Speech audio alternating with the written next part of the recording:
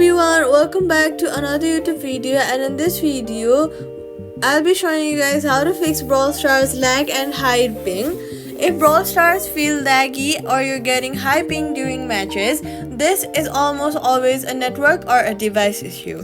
First, check your network connection. Brawl Stars needs a stable connection, not just fast speed. Switch between Wi-Fi and mobile data and also use whichever feels more stable.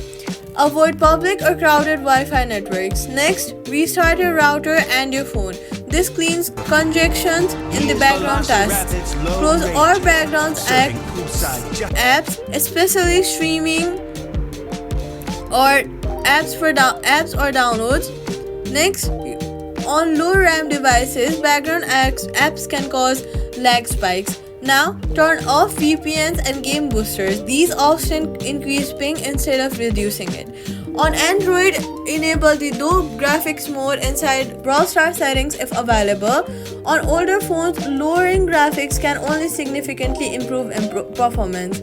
If lag only happens at a certain time, it may be a server load. Playing during off-peak hours often helps, and that's it.